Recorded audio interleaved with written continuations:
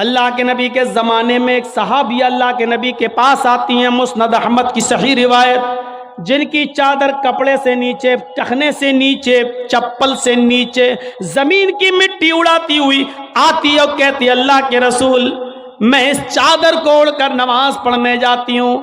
آپ نے کہا چادر اتنی نیچی ہونی چاہیے۔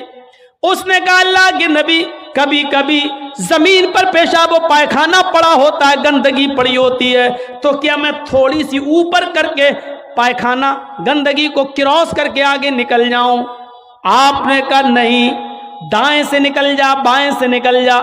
کہنے لگی دائیں بھی مرد بیٹھے ہوتے ہیں، بائیں بھی مرد بیٹھے ہوتے ہیں، مجھے اسی گندگی کے اوپر سے نکلنا ہے۔ اے اللہ کے رسول اجازت دے دیجئے، میں تھوڑا سا اوپر کر لوں اور نکل جاؤں، اس کے بعد نیچے کر لوں گا، جب گندگی کو کراس کر لوں گی تو چادر میں نیچے کر لوں گی۔ اللہ کے نبی کہتے ہیں اگر مرد دائیں بیٹھے ہیں، بائیں بیٹھے ہیں، تو تو اسی گندگی کے اوپر سے نکل جا۔ کہنے لگی اللہ کے رسول وہ گندگی میری چادر میں لگ جائے گی، آپ مجھے اوپر اٹھانے کی اجازت نہیں دے رہے ہیں، ٹخنے سے اوپر، چپل سے اوپر چادر اٹھانے کی اجازت کیوں نہیں دے دیتے ہیں؟ آپ نے کہا نہیں، چادر اٹھانے کی اجازت، چپل سے بھی اوپر چادر اٹھانے کی اجازت نہیں دوں گا۔ کہا اللہ کے رسول پھر اس چادر میں پیشاب و پائخانہ لگ جائے گا۔ آپ نے کہا لگ جانے دے۔ کہنے لگی اے اللہ کے رسول اسی چادر کو تو اوڑھ کر میں نماز پڑھتی ہوں مسجد میں، جب اوپر عورتوں کا الگ انتظام ہوتا ہے یا پردے میں عورتوں کا انتظام ہوتا ہے تو میں اسی چادر کو اوڑھے اوڑھے نماز پڑھتی ہوں۔ آپ نے کہا اسی چادر کو اوڑھ کر نماز پڑھ لے۔ کہنے لگی اس میں پیشاب و پائخانہ لگ جائے گا، کیا اسی اور چادر کو اوڑھ کر نماز پڑھ لوں؟ آپ نے فرمایا ہاں اے عورت، جب پیشاب و پائخانہ تیری چادر میں لگے گا، جب تو آگے بڑھے گی تو تیری چادر زمین پر پڑی ہوئی مٹی سے رگڑ کھائے گی، کیونکہ تیری چادر نیچے ہے۔ جب پیشاب و پائخانہ اس میں بھر جائے گا، جب تو آگے بڑھے گی تو زمین پر پڑی ہوئی مٹی پر تیری چادر رگڑ کھائے گی، اور زمین پر پڑی ہوئی مٹی سے رگڑنے کی وجہ سے زمین کی پاک مٹی تیری چادر کو پاک کر دے گی، لیکن تجھے چادر اٹھانے کی اجازت نہیں، اسی چادر میں تو نماز پڑھ لے۔ گندگی لگتی ہے تو لگ جانے دے، آگے بڑھے گی تو زمین پر پڑی ہوئی پاک مٹی تیری چادر کو پاک کر دے گی۔ میرے بھائیوں پیشاب و پائخانہ دیکھ کر بھی اللہ کے رسول نے عورت کو چادر اٹھانے کی اجازت نہیں دی۔ میری بہنوں تمہارے دل کیسے گوارا کر لیتے ہیں، جلسوں میں بھی چوڑیاں خریدنے کے لیے، بیلونز خریدنے کے لیے، جلیبیاں خریدنے کے لیے تم کس طریقے سے لیڈیز پنڈال سے نکل کر تم بازاروں میں گھوم لیتی ہو؟ شرم آنی چاہیے۔ تمہارے کلیجے اور تمہارے دل کیسے گوارا کر لیتے ہیں کہ لڑکے اور لڑکیاں ایک جگہ شاپنگ کریں، دکانداری کریں، خریداری کریں؟ یہ تمہارے کلیجے، تمہارے ضمیر کیسے گوارا کر لیتے ہیں؟ جبکہ اللہ کے نبی فرماتے ہیں لا یخلون رجل بامرأۃ الا کان ثالثہما الشیطان، کوئی مرد کسی عورت سے تنہائی میں نہ ملے، کوئی مرد کسی عورت سے اکیلے میں نہ ملے کہ اس میں تیسرا شیطان ہوتا ہے، اس میں تیسرا بہکانے والا شیطان ہوتا ہے۔ میرے بھائیوں اسلام کا قانون یہی ہے، اسلام کا نظام یہی ہے۔ ایک عورت، اس کا شوہر مر چکا ہے، عورت کے پاس بہت زیادہ پیسہ ہے، وہ حج کرنا جانا چاہتی ہے، شوہر انتقال کر گیا، اب عورت اکیلے حج کرنے نہیں جا سکتی ہے، جبکہ مستطیع ہے، صاحب استطاعت ہے، حج کرنے جانا چاہتی ہے، اچھا کام کرنے جانا چاہتی ہے۔ اسلام کہتا ہے کہ تیرا شوہر نہیں ہے تو بھائی کے ساتھ جا، بھائی نہیں ہے تو باپ کے ساتھ جا، باپ نہیں ہے تو بیٹے کے ساتھ جا، لیکن کسی محرم کا ہونا ضروری ہے، اس کے ساتھ جا۔ چیخ کر عورت کہتی ہے کوئی نہیں ہے، میرے پاس دولت ہے۔ اللہ کے نبی کہتے ہیں پھر دولت سنبھال کر اپنے پاس رکھ، اگر تیرا بھائی نہیں ہے، بیٹا نہیں ہے، شوہر نہیں ہے، باپ نہیں ہے، کوئی محرم نہیں ہے تو تو اکیلے حج کرنے نہیں جا سکتی ہے۔ نہیں، اے اللہ کے نبی، میرا پڑوس میں بڑا اچھا نیک हाजी नमाजी नेक आदमी रहता है, मैं इसको भाई बना लेती हूँ, चली जाऊं। फरमाया नहीं नहीं, मुंह भोले भाई को भाई बनाकर उसके साथ तुम हज करने नहीं जा सकती हो, इसलिए कि अपने मुंह से किसी को भाई बोलने से वो तुम्हारा सगा भाई नहीं हो जाएगा, अपने मुंह से किसी को बेटा बोल देने से वो बेटा नहीं हो जाएगा। तुम किसी को बेटा बोल दो, भाई बोल दो, जो चाहो बोल दो, लेकिन इस्लाम ये कहता है कि उसके साथ भी औरत को इजाजत नहीं है कि वो हज करने जाए।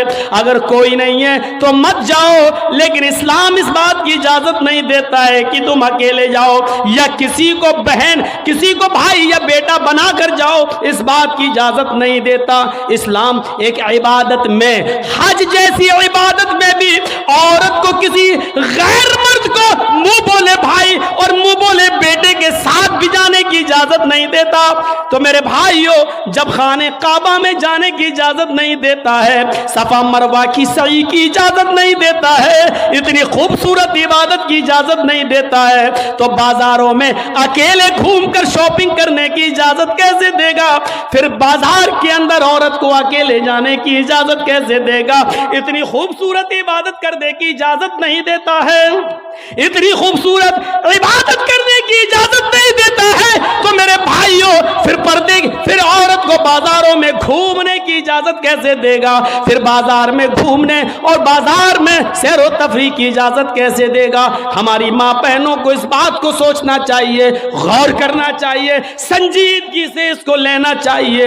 एक जमाना था, हजरत फातिमा कह रही हैं, आए अली मैं इतनी बीमार हूँ, इतनी बीमार हूँ, लगता नहीं कि इस बीमारी में मैं बच पाऊंगी। आए अली अगर मुझे कुछ हो जाए, अगर मेरा इंतकाल हो जाए, आए अली तो मुझे दिन के उजाले में दफनाने मत ले जाना, रात की तारीकी में ईशा की नमाज के बाद मुझे कब्रिस्तान में दफन करना। हजरत अली ने कहा, ऐ फातिमा ऐसा क्यों कह रही हो?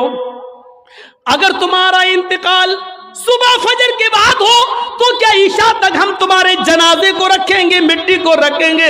तुम्हारे बाप का, तुम्हारे अब्बू का फरमान है कि मैयत को जल्दी कब्रिस्तान ले जाओ, फिर मैं लेट कैसे करूं? फरमाती हैं, आए अली, आए मेरे प्यारे शौहर, मुझे रात में ही ले जाना, मेरी बात को गिरा बांधो, मेरी बात को मजबूती से पकड़ लो, मेरी वसीयत को याद रखना, चाहे मेरा इंतकाल कभी भी हो, लेकिन मुझे ईशा के बाद दफनाना, मुझे दिन के उजाले में कब्रिस्तान न ले जाना। ऐ अली मैं नहीं चाहती हूं कि मेरे मुर्दा जिस्म पर पड़े हुए कफन पर भी किसी गैर मर्द की नजर पड़े, मैं अपने कफन पर भी किसी गैर मर्द की नजर नहीं पड़ने देना चाहती हूं। ऐ अली मुझे रात में ले जाना, दिन के उजाले में नहीं, मैं नहीं चाहती कि मेरे कफन पर भी किसी गैर मर्द की नजर पड़े। मेरे भाइयों, इंतकाल के बाद निकाह जायज नहीं है, इंतकाल के बाद शादी नहीं होती है, लेकिन इंतकाल के बाद भी अपने जिस्म को तो छोड़ो, अपने कफन को भी किसी गैर मर्द को देखने की इजाजत नहीं दे रही हैं। ये था हजरत फातिमा का पर्दा। इस पर्दे की रोशनी में मेरी बहनों, अपने गरीबानों में झांक कर देखो, अपने गरीबानों के बटन खोलो और तलाश करो हम कहां खड़े हैं, हमारा पर्दा क्या है, हमारी इज्जत व आबरू क्या है। आज हमारे चेहरों का हरकत व नाकस देख रहा है, कल तक हमारे इन खूबसूरत गालों को कभी आसमान की निगाहों ने भी नहीं देखा था, चांद और सितारों ने भी नहीं देखा था, और आज जो चाहता है देख लेता है, हरकत व नाकस जिसको चाहो आज वो बड़ी आसानी से हमारी बहनों बेटियों का दीदार कर रहा है। और एक और बात, जितना अमीर बाप है, जितना अमीर बाप है, जितना भी बाप अमीर मिलेगा आपको, आप देखिएगा उसकी बेटी उतने ही कम कपड़े पहने हुए होगी। किस बात का अमीर है तू? काहे का अमीर है तू? अपनी बेटी को 5 मीटर का कपड़ा लाकर नहीं दे सकता है तो काहे का अमीर है तू? कंजूस और बखील बाप। अल्लाह ताला ने इन अमीरों को ऐसी सजा दी है, ऐसी सजा दी है, कल तक ये गरीबों की लड़कियों को डांस कराया करते थे, आज अल्लाह ताला ने इन अमीरों की लड़कियों के जिस्मों से कपड़े उतार कर उनको लोगों की नजरों को दीदार करने पर मजबूर कर दिया। आज इन अमीरों की लड़कियों के जिस्मों से कपड़े उतरवा कर आज गरीब غریب ان لڑکیوں کو دیکھ رہے ہیں, ان کا نظارہ کر رہے ہیں. آج امیروں کو اللہ نے یہ سزا دی ہے, آج وہ فیشن سمجھتے ہیں کہ میری بیٹی فیشنیبل کپڑے پہنے ہوئے ہیں. نہیں نہیں میرے بھائیوں, میری بھائیوں, آپ اپنی بہنوں کے ذمہ دار ہیں.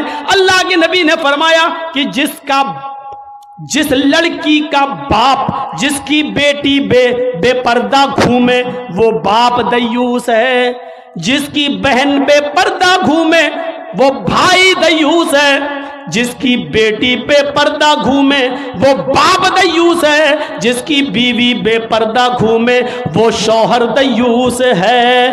غور کرو کتنی صاف لفظوں میں, کتنے صاف لفظوں میں اللہ کے نبی نے فرمایا جس کی بہن بے پردہ گھومے وہ بھائی دیوس, جس کی بیٹی بے پردہ گھومے وہ باپ دیوس, جس کی بیٹی بے پردہ گھومے وہ باپ دیوس, جس کی بیوی بے پردہ گھومے وہ شوہر دیوس. اب دیوس کا معنی اگر ہم سمجھ جائیں تو سارا معاملہ حل ہو جائے.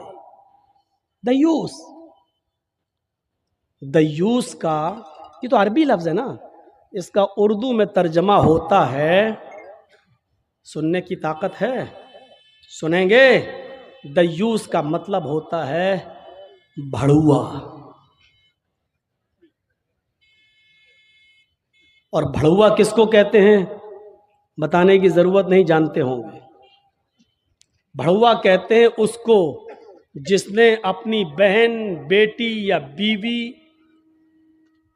یا ماں کو غلط کام کرنے کے لیے کسی اڈے پر بٹھا دیا ہو, چکلے پر بٹھا دیا ہو, اور ان سے غلط کام کرواتا ہو اور ان کی کمائی کھاتا ہو. عربی زبان میں اس کو دیوس کہتے ہیں اور اردو میں اس کو بھڑوا کہتے ہیں. کتنا سخت جملہ استعمال کیا اللہ کے رسول نے. مولانا جرجیز کو آپ کہہ رہے ہوں گے یہ کیا ہو گیا اس کو. اللہ کے نبی نے کہا جس کی ماں بے پردہ گھومے اور بیٹا اپنی ماں کی بے پردگی پر کچھ نہ بولتا ہو وہ بیٹا بھڑوا. جس کی بیوی بے پردہ گھومے اور شوہر اپنی بیوی کی بے پردگی پر کچھ نہ بولے وہ شوہر بھڑوا. جس کی بہن بے پردہ گھومے اور وہ بھائی اپنی بہن کی بے پردگی پر خاموش رہے وہ بھائی بھڑوا. اور جس کی بیٹی بے پردہ گھومے اور باپ اپنی بیٹی کی بے پردگی پر خاموش رہے وہ باپ بھڑوا. دیوس کہہ دو مولانا چلے گا, بھڑوا مت کہو, اچھا نہیں لگ رہا ہے. ہم کب کہہ رہے ہیں کہ اچھا لگ رہا ہے؟ ہم کو اچھا لگانا کب ہے؟ جب اچھا ہی لگنے لگے تو فائدہ کیا ہے؟ انجیکشن ایسے لگاؤ درد نہ ہو. با صاحب ایسا ہو سکتا ہے کہ انجیکشن لگے اور درد نہ ہو؟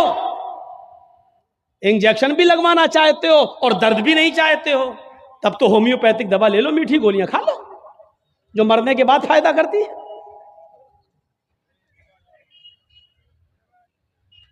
ہومیوپیتھک دوا کے بارے میں یہی مشہور ہے, بہت لیٹ فائدہ کرتی ہے, تو ہم نے کہہ دیا مرنے کے بعد فائدہ کرتی ہے.